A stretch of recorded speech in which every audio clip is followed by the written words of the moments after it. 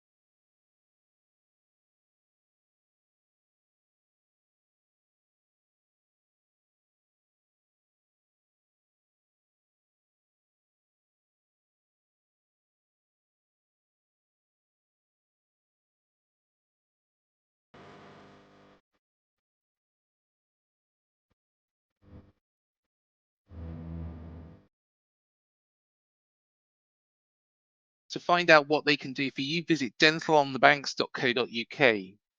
Now, of course, our first game back at Dean Court is against Aston Villa. And funny enough, Aston Villa were the first side that we come up against in our first season in the Premier League, our first ever game. Coincidence. To preview the game, it is a pleasure to welcome on from Villa Park Podcast, Martin Leonard.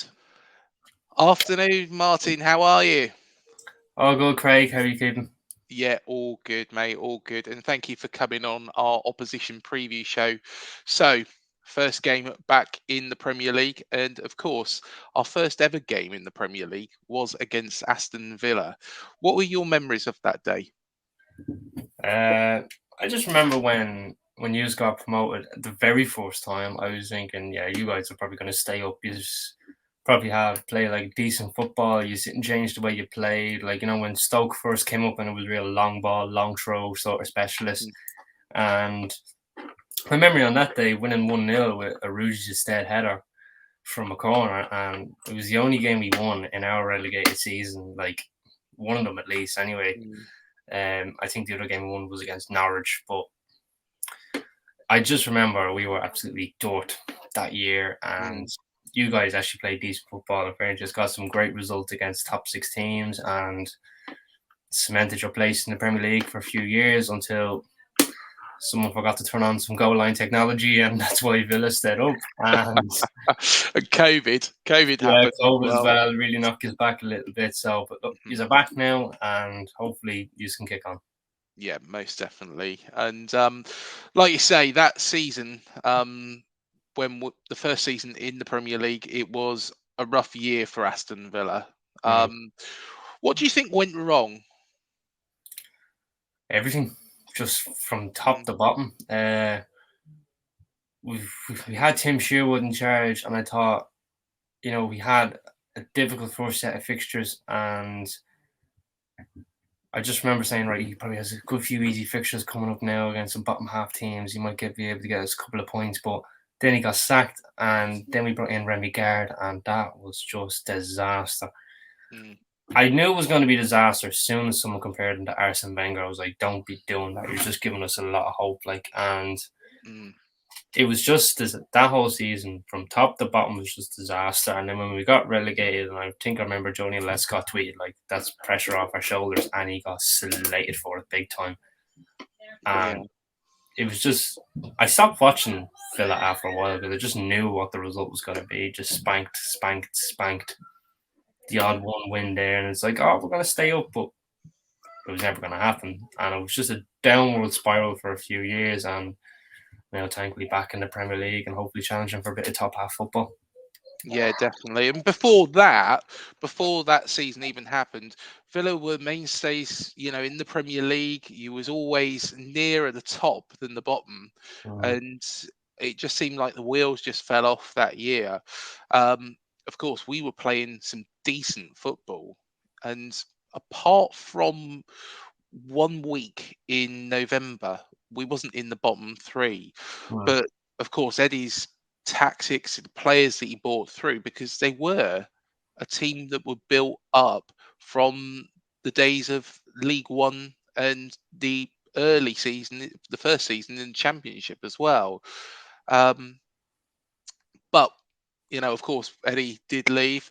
Um, During the championship seasons that you had, just going back, of course, you had D. Smith, who come Mm. in charge just shortly after Steve Bruce was sacked by the club. And Dean Smith did a decent job at Villa. Would you agree? Yeah, I thought Dean Smith done a great job. When he came in, I don't think anybody was expecting him to get us promoted because of where we were sitting, and Mm, it was kind of a blessing in disguise for him because I think he didn't do well for his first 2 or 3 games, which some managers, they come in, they do well for the first few games, and some come in and they don't. It's a 50-50 gamble, and there's no real in between with them. And then I remember Grealish was coming back from his injury at the time, and the team just kicked on, just winning games, the 10 odd games in a row. We were in a playoff spot. And I just remember, right, we're probably going to win the playoff now because, as history would show, like the team that finished second the previous year would mhm, go and get promoted the following year. So, and that turned out to be the case. And the next year after that, obviously, a lot of the players we had at the time were loan signings. mhm, So we had to make them permanent. We brought in players from God knows where, and we just about stayed up. mhm, Um, and which we were grateful for. And then after that, Grealish signed a new deal, and he basically then decided to sign 4 or 5 players, and that brought us up to 11, which made a huge difference when we had a striker and signed Ollie Watkins and a proper goalkeeper in Emiliano Martinez, mhm, who equaled Brad Field's record for the most clean sheets in a single season for an Aston Villa goalkeeper. mhm. And but then after that, it just kind of when Grealish left, and it was like panic buys with Danny Ings and Leon Bailey. And now I know Buendia was already brought in. What the plan was for Grealish and Benuya to play together. Yeah. Uh, and then unfortunately Smith got the sack, which I wasn't surprised, but I wasn't like happy about it either. I was real 50-50. I wanted to give him the time to do it because it was still a whole new team that he had to set up again.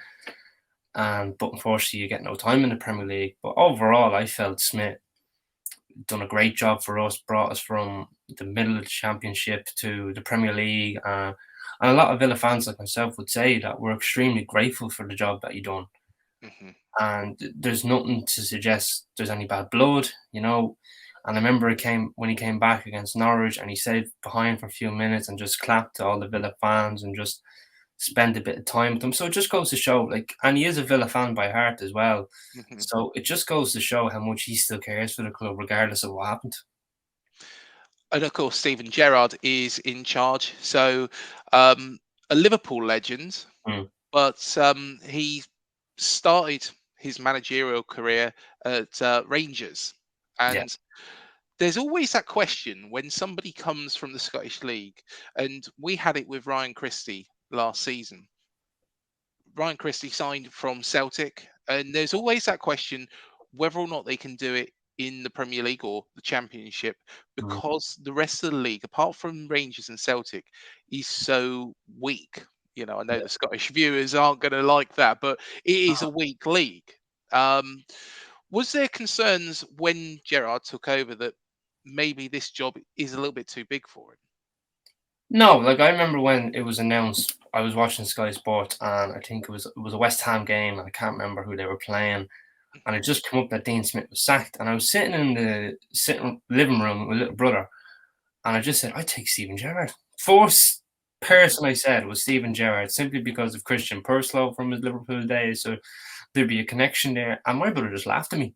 And I was saying to all my friends, like, I'd have Gerrard, and they were laughing, saying, "There's no way he would leave Rangers, one of the biggest clubs in Scotland, to go to Villa." And I said, "Look, I can concede to the fact that Rangers are probably just about a little bit of a bigger club than Aston Villa, because they are one of the biggest clubs in Scotland. Hmm.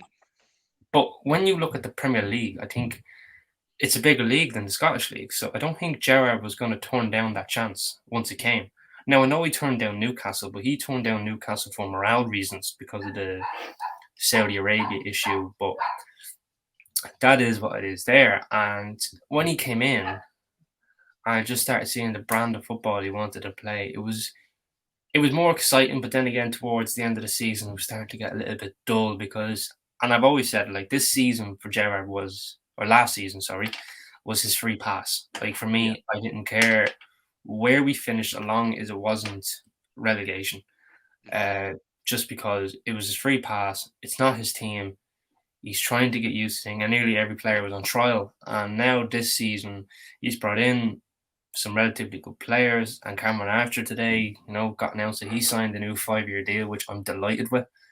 Uh, so that probably shows we're not going to bring in a striker and probably just focus now on a new number 8, because we only have a net spend of £8 million this summer, which Yeah. is great. So I'm hoping overall for Gerrard to push on. But I just think that he was never going to turn us down once we became available, because I just think it was perfect for him. Good sized club. Um, Anybody else he probably would have turned down. Maybe. No, no, no. Actually, no. I just can't think off the top of my head. If the Liverpool job came up, that he'd be gone. See you later. Yeah. But I just think that it was perfect for him to come to us to cement his place in the Premier League club. Yeah, most definitely. And he's done a decent job so far. Finished 14th last season. Yeah.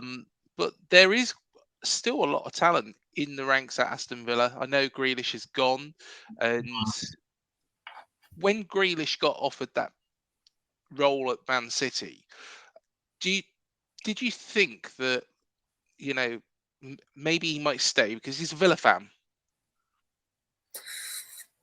No, I've always felt that Grealish was going to go eventually. Hmm. Players always come and go. It doesn't matter whether they're Villa fans or not. Like Gareth Barry, he was a Villa fan. He went to Yeah. Man City. James Milner, he went to Man City. Like, great players come and go. The only really one that stayed throughout everything was Gabriel Bonnevo, and he was a Villa fan. Hmm. And he retired once we weren't giving him a new deal because he just couldn't see himself anywhere else. Hmm. But back to Grealish, it was a release clause of 100 million, and that could only be triggered by a Champions League club. Yeah. So, and I think I remember there was Arsenal who were linked, and we simply said no, you aren't in the Champions League, so we were right to say no to them. Mm.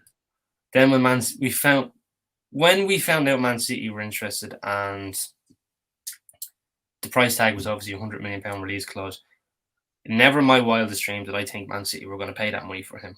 Mm. Because Man City generally are now good with their business. They're not going to overspend for players Yeah. like they used to, with the Robinhos and Craig Bellamy's, like when they were paying stupid money to Mm. bring players in. But when they activated that release clause, I was thinking, right, he's going to go because Champions League football, he's playing for one of the best teams now in the league, and it hasn't really worked out for him. At the moment. Hmm. And I think I remember saying on Talk Sport, which they talk rubbish, Grealish will go back to Aston Villa if he doesn't stop being a 6 out of 10. I'm just like, just leave that out. And Mm. but look, he was always going to go because it was his ambition to play bigger football. He wasn't. Was he going to get that at Villa? Not at the time. He was 25, 26. So he had to leave to get the better football. So he wasn't going to wait another 2 years, potentially, even if he was lucky. Yeah. So I just think the Champions League football was too much of a pull. You mentioned there Martinez as well, Mm. and Martinez, since arriving from Arsenal, has been very, very good. Yeah. Um, surpassing Brad Friedel's record as well, which was, no mean feat, was it really? No, absolutely not. I remember when we signed him, I think it was 17 million pounds, and I was on a road trip as well with my friend who's an Arsenal fan, Yeah, and he just said to me like, "I can't believe we're losing him because he done such a great job for Arsenal when Leno had that stretch of being out while he was injured, and Martinez done so well, commanded his box, was real suited to Arteta's system." I think I remember saying like Martinez was going to leave if he didn't start the first game of the season against Fulham, yeah. which he did.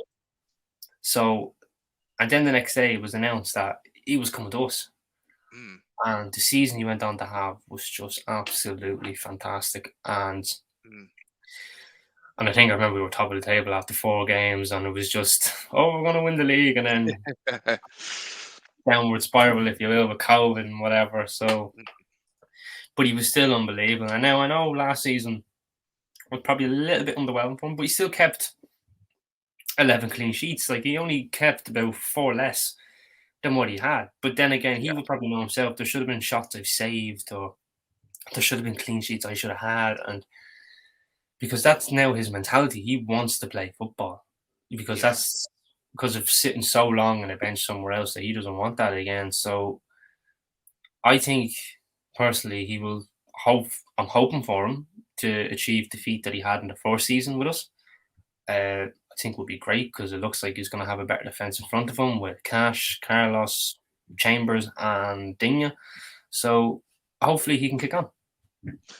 and of course, Matty Cash.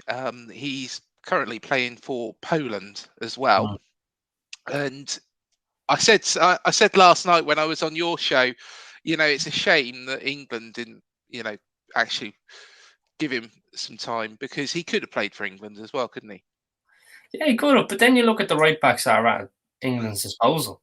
You know, Trent Alexander-Arnold, Reece James, Kieran Trippier, mhm. Kyle Walker. They were the 4 right backs that were getting in. So it would have been very hard for me if he decided to stick it out and Yeah, playing for England. But I think Poland were just blessed that, on his mother's side, everybody was Polish. So he was getting all the dual citizenship sorted, the passports, and once he got it, he declared his allegiance to Poland. And ever since then, we were in Aston Villa, we were calling him the Polish Cafu. So yeah, absolutely great to see. And you know what? And I'm delighted for him that he's playing international football because now he gets to feed the ball into the box to Robert Lewandowski, who is arguably one of the best strikers in the world at the minute. yeah. Oh, so and he probably I'm not too sure if Poland are in the World Cup, are they?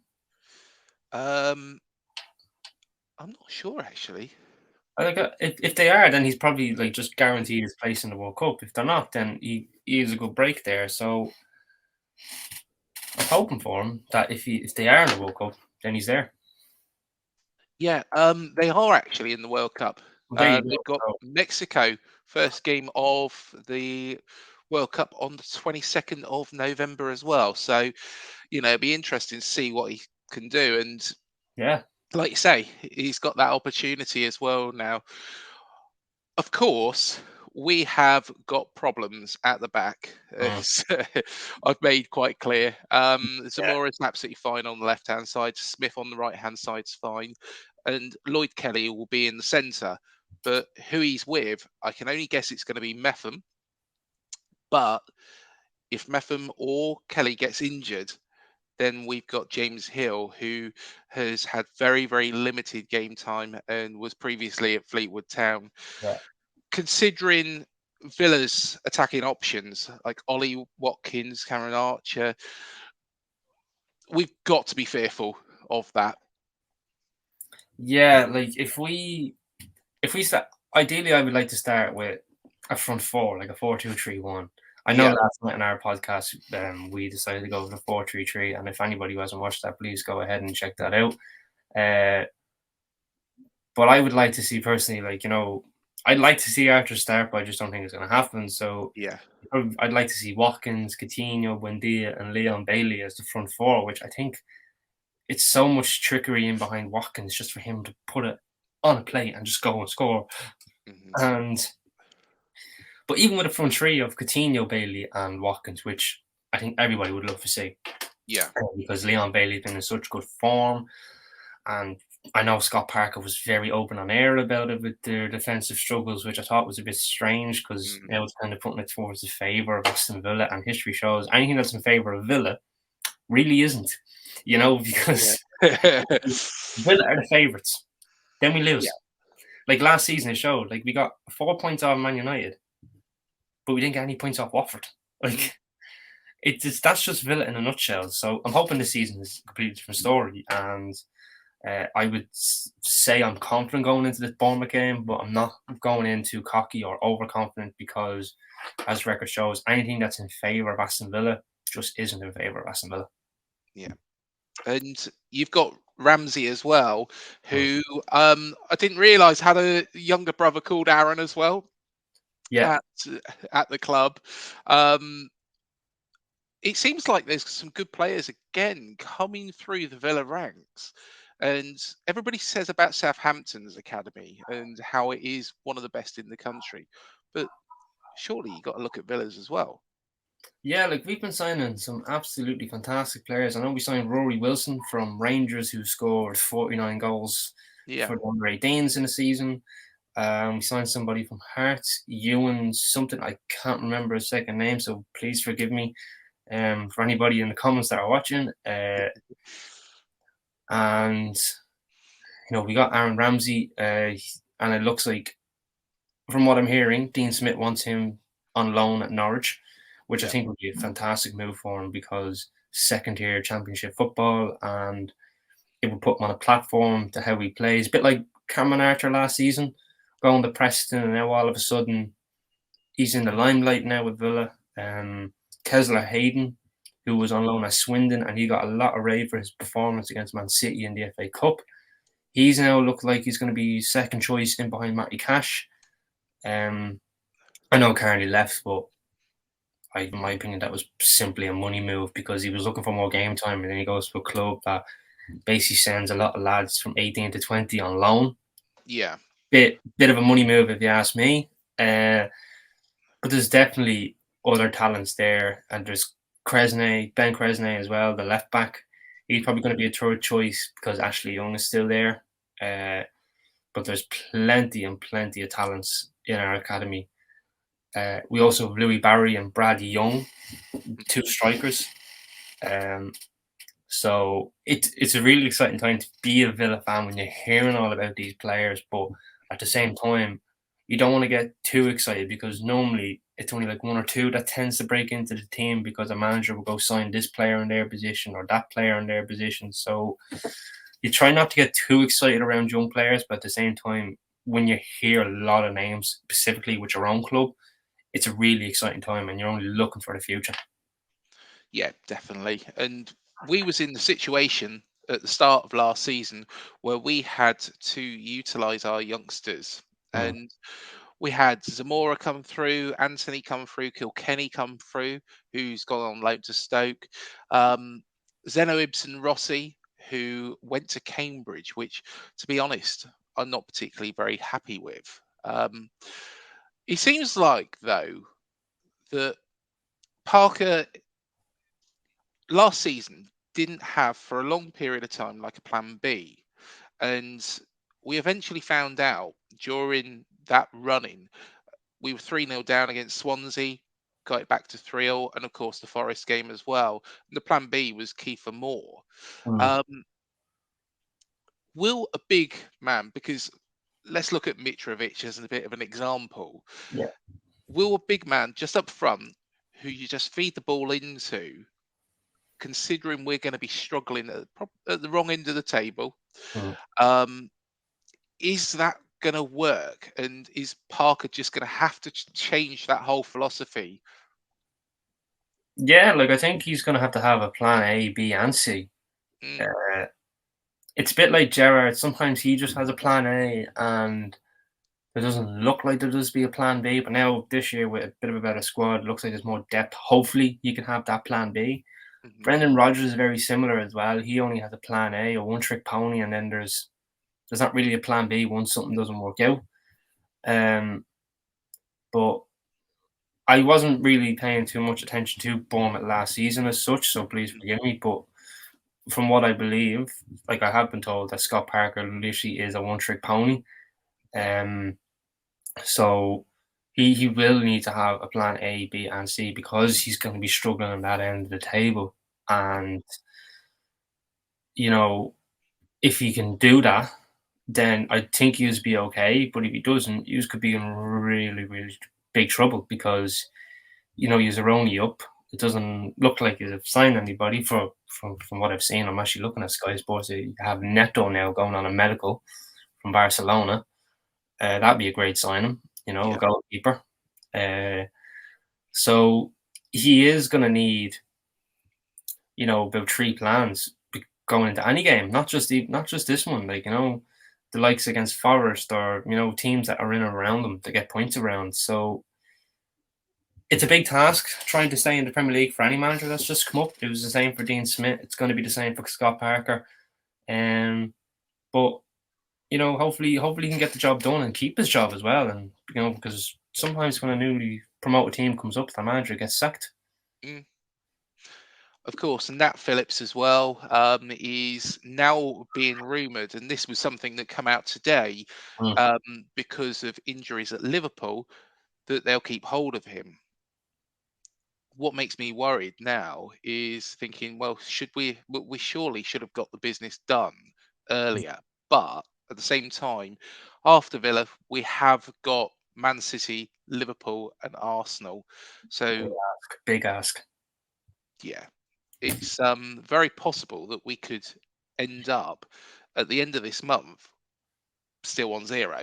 Um, and how hard a task is that going to be? It happened a couple of years back, and under Eddie, but at the same time, that was a side that you would say had established themselves in the Premier League. This one hasn't. And how big a task would that be if we've got nothing on the board in August? Yeah, that is such a big task. Like, realistically, your only game to try and get any points would be against us. Hmm. Uh, but obviously, like I said, I'm hoping we can win just because I don't think we've won an opening day fixture for a while now. And against Liverpool, that's a really, really big ask, because they're just once they start to click, that's good luck to any team. Yeah. Man City pass you to death. Arsenal looking sharp, so like that they'll probably win as well. And it's a really, really tough month for Bournemouth, and I think I'm going to feel sorry for them because after us, Liverpool and Man City.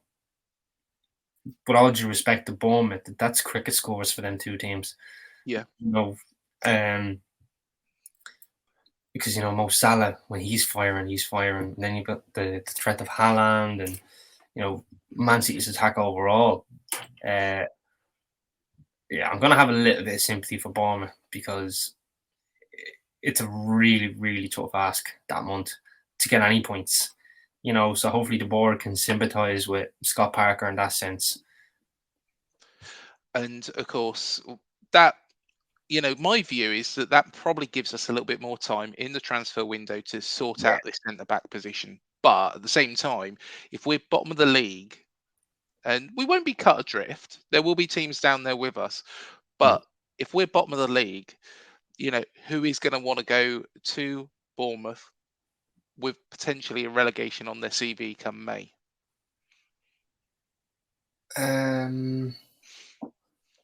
Like I obviously last night we were on the Villa Park pod and we have our Premier League predictions. So again, for anyone who wants to watch that, go ahead. It's on our YouTube. And obviously my bottom three, I had said Bournemouth, Fulham, and Everton.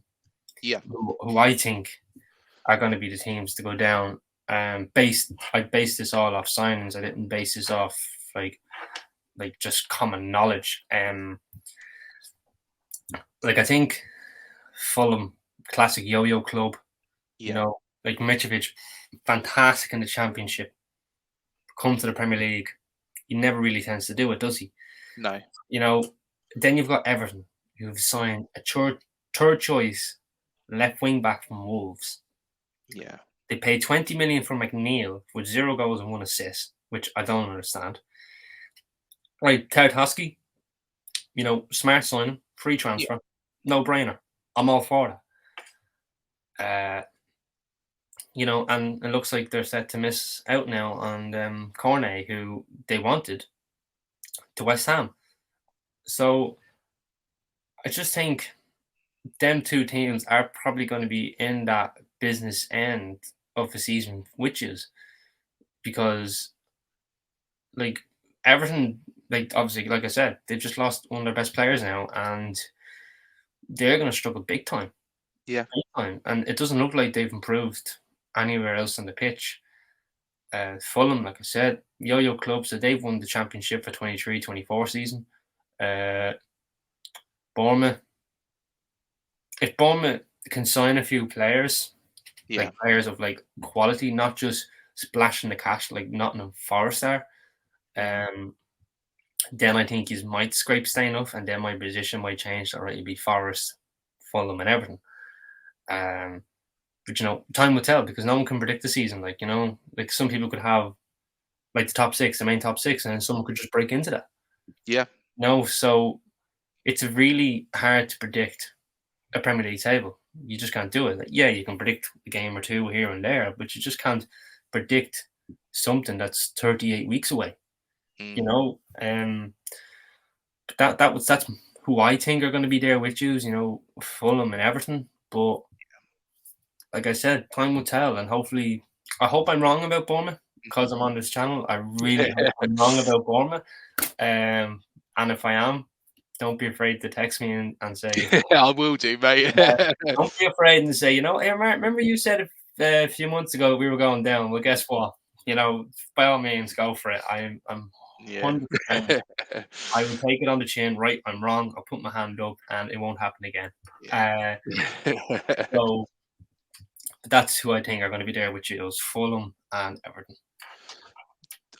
We're not going to kid ourselves. We're in for a tough, tough season, and especially with this centre back position not being covered. I just don't think Metham is up to it. He is in the last year of his contract as well. And I think it's too early for James Hill. He might come good, but I just think it's a little bit too early. You can't expect somebody from going to play against Accrington and Stanley to then go and face. Yeah, exactly. To come into play Aston Villa. So, yeah, I think it's going to be a tough season, but we need to do something over the next couple of weeks. Go on, give us your prediction, Martin. Probably not going to like it, but at the end of the day, you've heard mine. I'm gonna keep it consistent. Like I said last night, I'm going with 2-0 Aston Villa. I just don't think we're gonna absolutely blow the water straight away.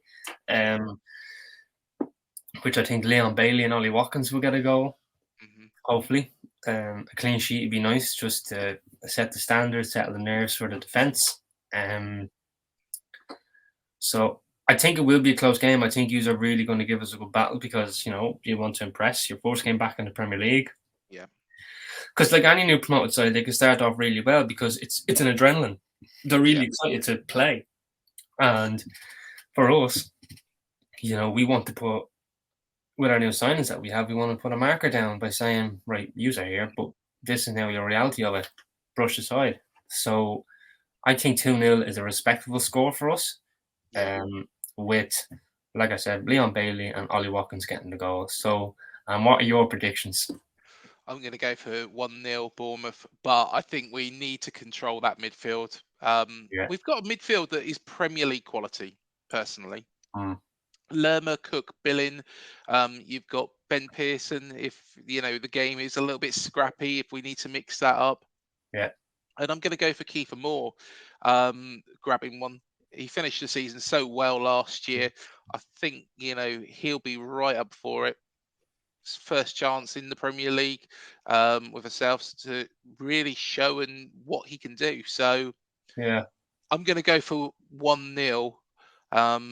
But I think after that, the 3 games, I can't see us getting anything from Man City, Liverpool, and Arsenal. And maybe that is why I think there will be so much impetus on this game, especially from the midfield.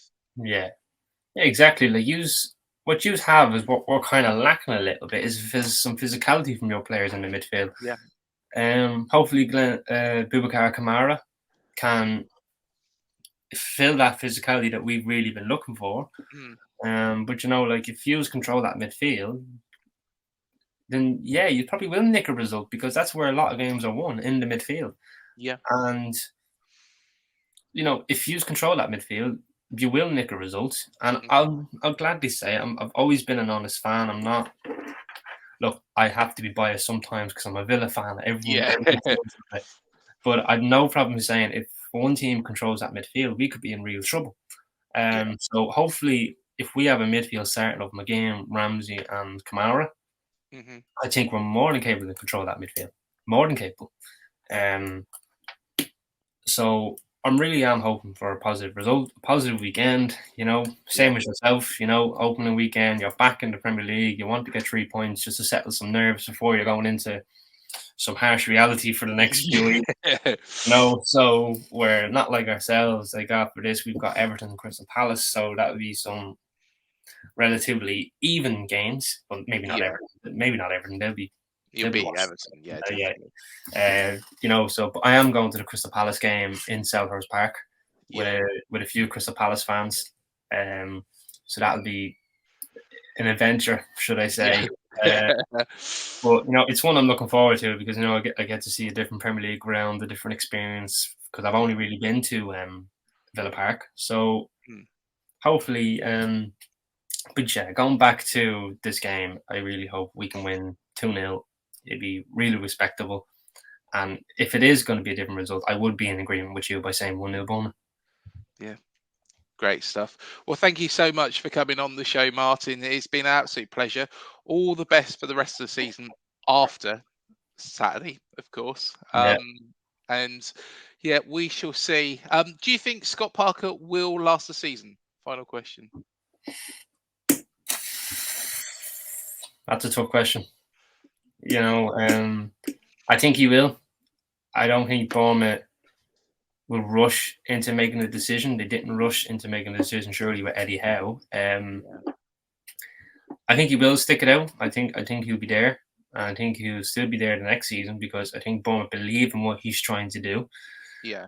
So I think he'll be fine. I think his job will be okay. But if it's really bad, then yeah, I could see it being him getting the sack. But if he might not get results, but if he's playing football okay, and there's a few points here or there, I think he's fine. I really Yeah. do. So my answer is yeah. I think he'd be okay. There'd be certain managers in the league where I don't think they'd be fine. I think Lampard would be the first to get sacked. Yeah. Wouldn't be surprised because Everton, I think that it would be a harsh sacking because of what they're going through. But at the same time, I think I wouldn't be surprised at all No, you because wouldn't. It's because Watford's not in the league, so I can't say the Watford manager. yeah. Well, Sorry. exactly. I wonder how long he's going to last there. He could be third in the league, and they'd probably sack him. But Yes, exactly. yeah. But yeah, it's been an absolute pleasure, Martin, and thank you so much for coming on, and all the best for the season. No problem. My pleasure as well. And the best of luck for yous. And I'm hoping for a 2-0 win. Yeah. Cheers, mate. Thank you so much. And thank you, everybody, for joining me on this opposition preview show. Please do remember to hit the like, the subscribe, and the bell button below to be alerted to any new videos we do here at Up the Cherries in all departments.